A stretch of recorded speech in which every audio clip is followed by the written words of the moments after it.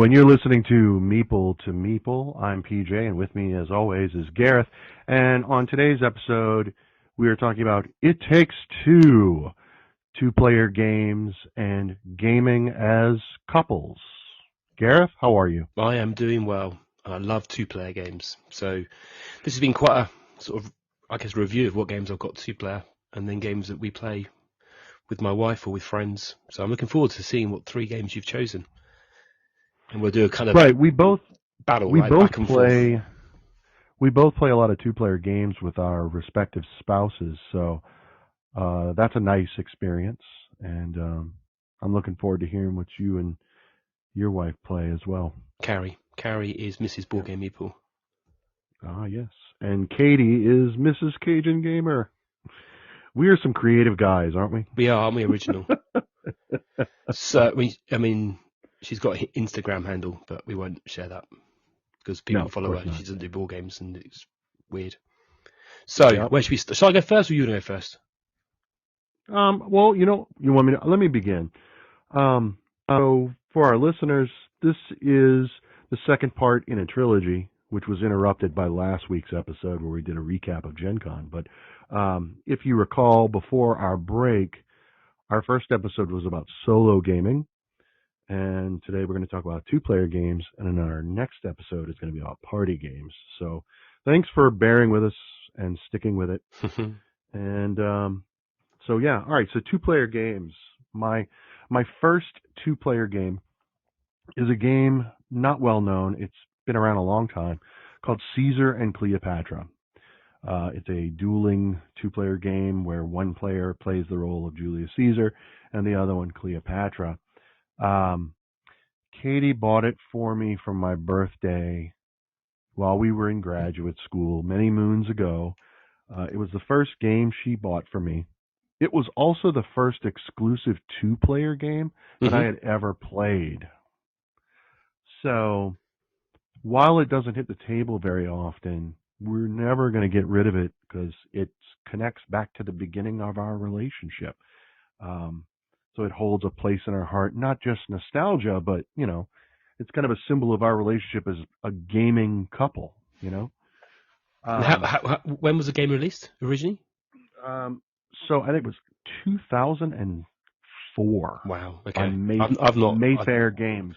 I've never played it. I think I might have seen the box. Is it still in print, or is it one of those games that is that a reprint or a reskin?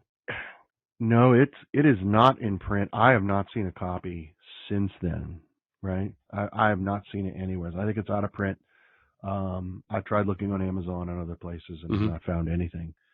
Just to see if they've updated it. But essentially, what you're doing is you have five different office holders: censor, consul, idol, praetor, and quaestor, and these are all offices held in ancient Rome in the time of the Republic. And you're placing cards, hidden cards. You're trying to trigger the most points, very much in the likelihood of lost cities, where you're playing cards in sequential numbers to win the ruins. Well, in this case, you're trying to win the influence of these Roman politicians. Right. They're playing cards hidden, and then when there's 8 cards combined, either on one side or both sides together, you then reveal.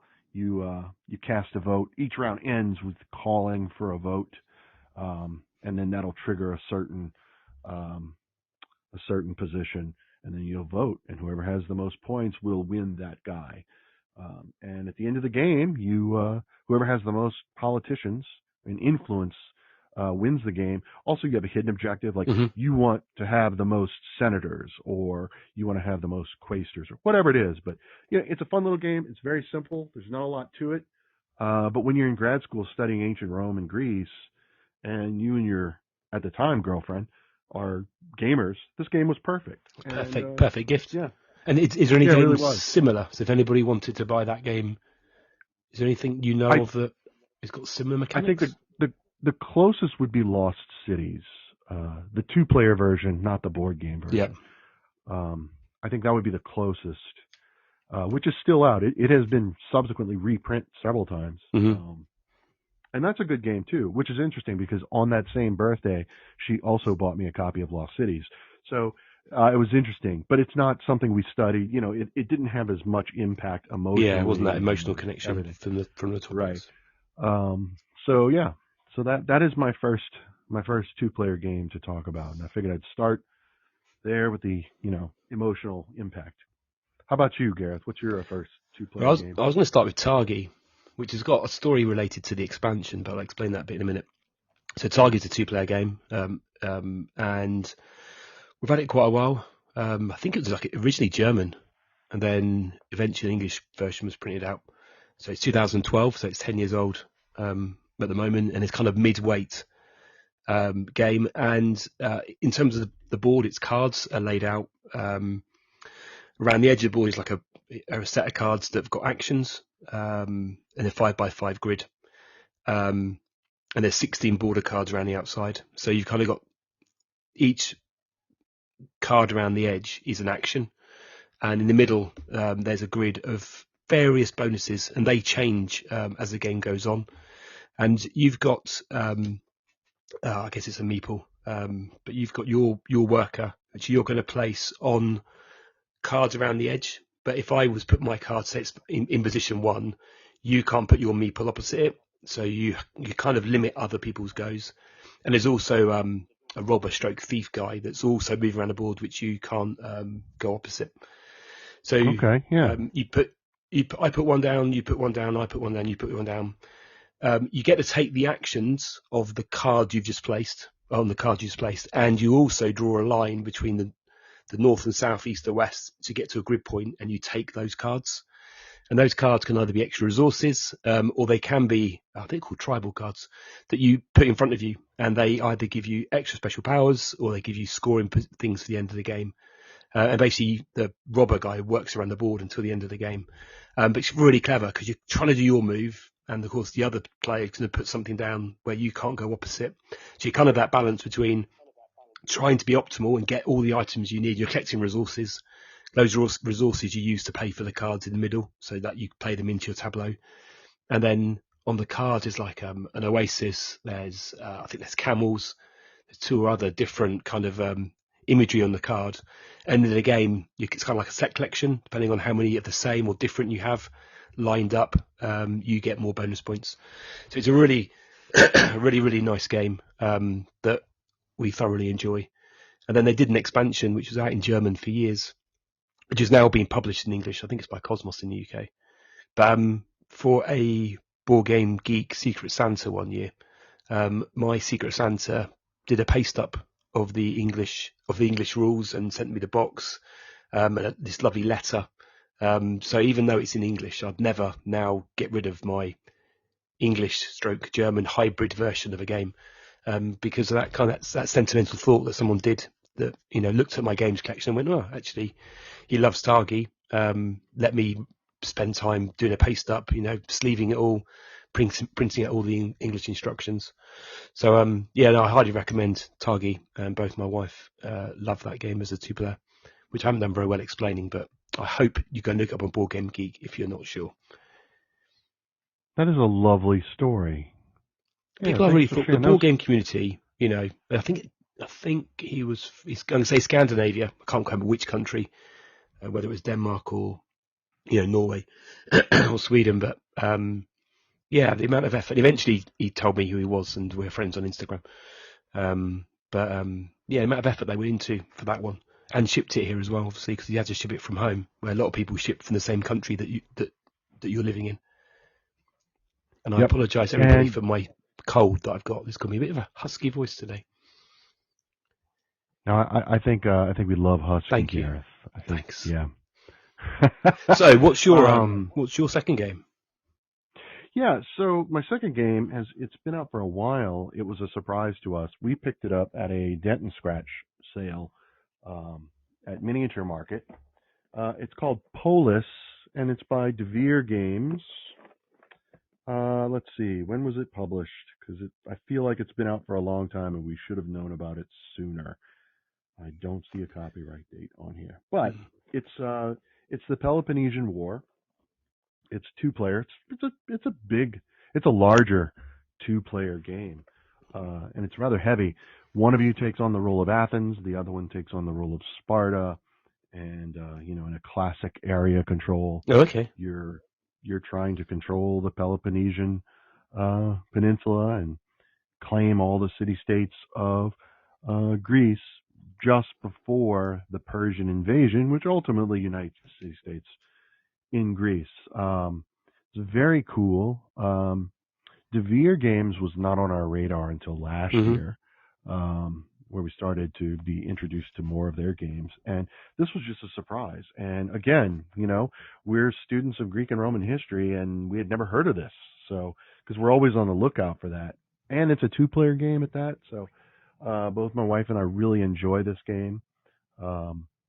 Is it in print, or are you showing us another game that's impossible to find? No, I don't. I think it is in print. Okay, cool. It's 2-player and 120 minutes. I think that's about fair. That's a beast. But if it is, there are more 2-player beasts out there that take even longer. But now, what's interesting about it is this game. It says 120 minutes, but it could be over in like 10. If you fail to feed all of your population at the end of the first round, you're dead. You're out of the game. And so that's unfortunate, and I can tell you that that's happened several times. Yeah. The artwork looks really cool. Yeah, it's fully in the UK wise. It's fully available. Yeah, everyone's got it in stock. It is. It's by Fran Diaz, the designer, but it's a very interesting game, and it's straightforward. A 2-player area control. Just kind of. It follows the history pretty well. There's an event card at the beginning of each round. That kind of Have I never heard of this game? Well, that's how we felt. Looks amazing. We never heard. No, I've read the first sentence. 2-player Civ light game. I'm in. Yes, that's it. Yes. It's in the wish list. Yeah. No, it's there. That is Polis by Devere Games. I'm trying to find out when it was published so we can get an idea of how long it's been out. 2020. It's relatively new. Whoa. They did it re-implements a version from 2012. There it is. Fight for the... I can't quite read that. It's a screen's gone off the screen. But the recent version is 2020. So which version have you got? The recent? We have the 2020 version, and we got it. We got it for a deal because, like, the corner of the box is kind of damaged. Not in any terrible way, but really that's it. All the game was not punched. The pieces were all there. So it was a steal. I've just subscribed. It looks nice. Thank you. This is, we should be on commission for selling games to each other, let alone to everyone else who might have had it over. It's brilliant. Not helping my bank balance or the fact that I've got an overflow of board games. And Devere Games is amazing. They put out Red Cathedral, which I had talked about in the past episodes. Luna Capital is another Devere game that everyone they're really excited about. So Devere is a really well-known publishing company, and so if you're looking for a 2-player area control light Civ game, Polis is the way to go. Gareth's going to pick up his copy here. I am now. So. Can have a look. Yeah. Right. So how about you? Oh, let's go for Fox in the Forest. Have you played? Now I have not played it, but it's one that we know about. It's on our wish list. Yeah. So this is we picked this up when we were in the US back in Easter time, April. I think we got it from Target for $10. All because we were just wandering around and we haven't got it. I hear good things. Had never played it, and we had the kids with us, but actually the kids weren't so fussed about playing games when we were sat in evenings. So anyway, picked it up and was pleasantly surprised. It is as good as everybody says. It's a trick-taking game. Artwork's mixture of fairy characters, witches, and the foxes and those kind of things. Not surprising. And you're all the cards. I think it's 7 are handed out. And there's a stack of 7 cards. One is flipped over. There's 4 suits in the game. That top card sets the trump card. And then you are playing for tricks. So you play a card, your opponent plays a card. If it's the higher number of that set, of that suit, you win. If you pay a trump card, obviously you win on the trumps. But I think it's the odd numbers have got special powers. I think you like played a 7. If another 7 is played, you get a victory point. So the idea of the game is to score victory points. Now, the clever part is that you don't want to win too many or too few tricks. So if you win everything, you end up with like 0 points. If you win hardly any, I think like 0 to 3, you don't get many points. You kind of want to be somewhere in the middle, like just over 4. I think it's that way around. So it's not about winning every single set, but also making sure you don't end up with all the trumps in your hand. Otherwise, at the end of the game, you're going to win, and basically the victory points starts to drop the more suits you have. So it's a really fine balance of trying to get the sets you need, but not having too many that you end up basically not getting victory points. And the game ends, I think, the round when the first person hits 21 or 25 points. So it's really quick. Plays well, it's simple to learn, and has that nice little tug of war kind of thing going on between it. It's like, cheap as chips. I'm going to try and find the rules quickly, just double check those little stats I said. Here we are. But yeah, it's definitely, if you like a trick taking game, easy. It's obviously only a deck of cards and a few tokens, so really easy to take with you when you travel. Yeah, so 0 to 3. I got it slightly wrong. 0 to 3, so hardly winning any gives you 6 points. Winning 4 gives you 1 point. 5, 2 points. 6, 3 points. 7 to 9, 6 points. 10 to 13, nothing. So it's kind of don't go crazy or trying to win as few as possible. It's really hard because obviously people will play rubbish cards, so you have to win. That is interesting. Okay, and trick taking games are really, really good, and this sounds like a great game to travel. Yeah, it's perfect. I'd say I think we played it. I think we played it last weekend because you just pick up and grab. It's just so easy to play, and once you've learnt the rules, and it's that I have one more go kind of bit because you just don't want to, tip it over the line and win too many. But I highly recommend it. Right. Excellent. That's awesome. What is your? I love traveling games where it's like the two of us can just play. That's really nice. Yeah, it's ideal for a restaurant, kind of, or in the pub, or in the bar. Oh yeah. Before you're out and about. Well, you're going to have a hard time finding me in a pub or a bar, just to be fair. Sorry. I think it's a British thing. We love pubs. That's true. I mean, pubs are great. You're just not going to find me in many of them because I'm, I do, not that I have anything against drinking. I don't drink very much. It's, there are other places I'd rather be, at least here in the United States. I'm sure when I come visit you, we'll go to a pub. Yeah, I'm sure when I come visit you, we'll be in a pub. Yep, yeah. I love it. Right then, what's number 3 for you? So my third and final game in this episode of Two Player Games is a recent pickup at Gen Con that we purchased this year, and that is Sobek by Pandasaurus Games. It's interesting. So you are playing the role of an Egyptian merchant who is trying to collect sets of goods so that you can appease the god Sobek, so that you will be granted entry into the afterlife. There's a grid in front of you, and there's tiles placed randomly. You start with 2 of them, and then you can move. You have this wooden ankh, and the arms of the ankh are like arrows. And so you move the ankh on the board to a tile, and you claim that tile. Okay. And then there's these dark highlights in the corners or the edges of the tile to let you know which direction you should turn or rotate the ankh. And then the next player can only pick from the row that the arms of the ankh is facing. So left and right, up and down, or diagonally, depending. Each tile has between 0 and 3 little scarabs, and that's the multiplier for your sets to determine points at the end of the game. Now let's say the ankh is on the board and the tile right next to it you don't want, but you do want one that's further down the row. Mm-hmm. You can skip them. You can skip and move the ankh there and grab what you want. All the 1 tiles that you skip, you remove them from the board and you place them on your corruption tile which will equal negative points at Right. the Okay. end Got of the you. game. Consequence. So you've got to be careful. You've got to manage very closely.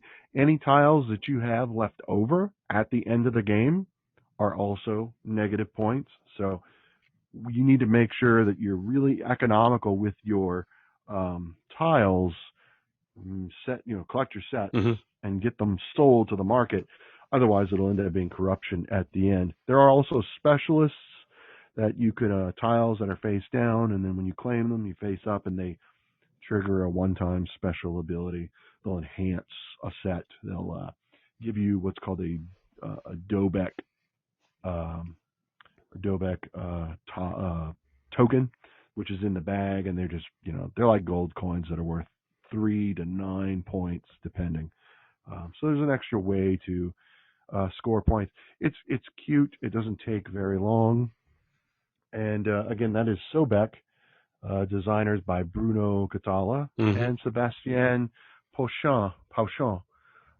It says 20 minutes, and I think that's pretty accurate. We played this like 3 times in under an hour. That's what you want. When we Nice, cracked it open. nice filler. Quick 2-player before something a bit more meaty. Yeah, not all 2 players are quick. Obviously, No. Polis, my previous one's a little longer, but sometimes you just want the quick, play a couple games, and then go home, that kind of thing. So that is Sobek by Phantosaurus. How about you, Gareth? You got one more? I've got one more, and this is not a quick game. This is a 90 to 150 minute. So this is a game, excuse me, called Far Away.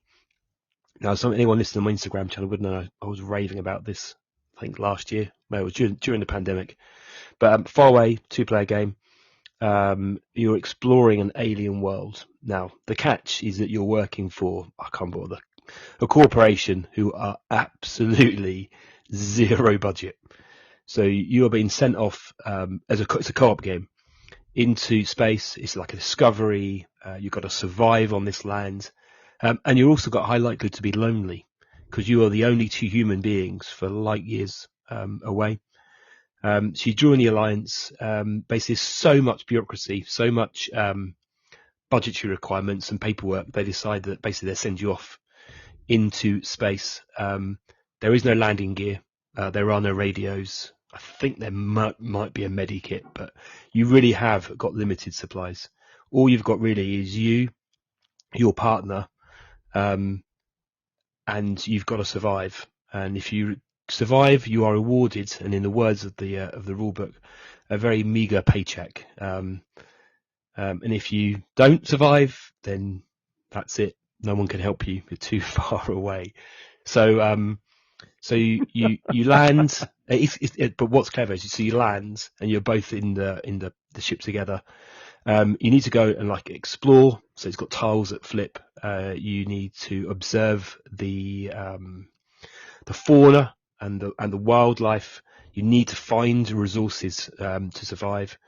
So you're basically given different missions and challenges, things to go and hunt down. I think one's like finding some points to put some communication masts that then you can communicate back to base with, off to survive. And basically, as long as you're both in the same space, then you can share with each other what you're going to do. And because it's a cooperative, you do need to work together.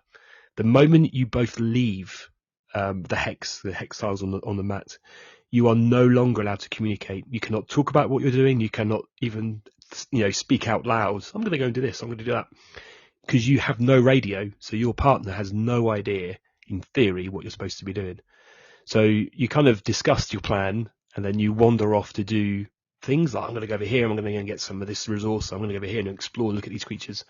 But of course, because you're away from each other, the more you're away, I think there's 3 resource tracks. There's like health and food, but one of them is loneliness or sanity. And the longer you spend away from each other, the more lonely you get, to the point you can die, I'll say it, like a broken heart. So when you come back together, there's these kind of high five moments and literally a hug, because you've been separate for so long and you've found your partner again, and then you can communicate and build the next part of the plan. And then on the planets are up to 32 creatures, which have all got unique behavior patterns. So some eat meat, some eat plants, some are aggressive, some will move away from you, and you have your goes, and then you have to take the move of the creatures, and you have to do that in a way that is not biased to you winning or you losing. You would do what the creature would do based on its behavioural card, and you have to manage that what they call realistically and objectively log events performed logically by animals and yourself, abbreviated to role play. So that's when you are playing the character. There's loads of little acronyms like that, which I can't remember. But if you can get a copy, and I think there was talk of a second print run. I think it was a Kickstarter originally. So I know over here it was in stock in various places, but it has not been available for a while. But it is very really difficult to find. Really worth. It's very difficult to find here. Yeah, I think I've talked about it. I know I've talked to you about it before, but to our podcast listeners, if you can hunt down a copy, have a look on Board Game Geek Marketplace while it survives. There's one in the UK for £35 at the moment. But there is talk of a reprint. There was talk about making that role play bit slightly easier, because you do have to think about each creature. That adds a bit of admin, if you like, to the game. But that was my third choice, a perfect test of relationships, test of communication skills, and if you survive that, you'll survive anything. That is far awesome. away. Ever since you've talked about this game to me, I have tried to find a copy because this just sounds so incredible. Like there's nothing else like this. No, there isn't. No, seriously. Cherry Pick Games is the publisher. Cherry Pick Games. Yeah, so have a look on. Look up the original print run was on Kickstarter.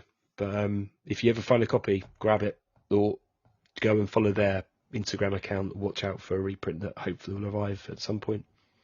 It would also make for a really good white elephant gift. If someone wants to send that to me for Christmas. Yeah, perfect Board Game Geek present. Oh my God, that's amazing. I really want to get a copy. I want to play that with my wife so much. I just think we would get a kick out of that. Yeah, it's not easy. It's not an easy game. That is the only warning. But it's so unique. I feel like you have to play that with a spouse. I don't know that you could just play that with a friend. You definitely couldn't play it with a stranger, because you need to know each other, right? Because you got to do the right thing without communicating, and that's like a couples therapy right there, right? That's what you need. So I want to throw a couple of honorable mentions into the mix. I'm not going to go into detail, but just to give you kind of a running list. The world of two-player games, the two-player exclusives, is so deep. And if our listeners, if there are any that you're aware of, please send them to us. I want to hear more, because while I don't collect board games, I feel like they're meant to be played and they're experiences. People who collect board games, I don't have anything against that. For me, it's not. But when it comes to two players, I do collect. I will buy a two-player game and keep it forever, even if it's terrible, just because I like to have it as a possibility. And there's three of them I wanted to talk about just really quickly. Mandala has been hitting the table a lot recently. It's just so easy to play and just have a conversation. Is that the card game or there's two versions of Mandala? Is it Mandala Stones? Yeah, this is Mandala, the two-player. The Mandala cards, Stones, little squares. Yeah, I know what little you mean. Square cards. Yeah. It's got like instead of a board, it's got like a cloth. Yeah, it's a great game. We have a copy. Yeah, it's hardly really anyone knows about it. It's a great recommendation. Yeah, it's so good. And like I said, it's so light, it's so straightforward. Like we can just hang out and have a conversation, talk about things are going on, work, life, relationships, whatever we want to do, and it just happens to be going on at the table while we're visiting with one another, and I really enjoy that. Another one is Glasgow. That's a really interesting Same sort game. of size box, isn't it?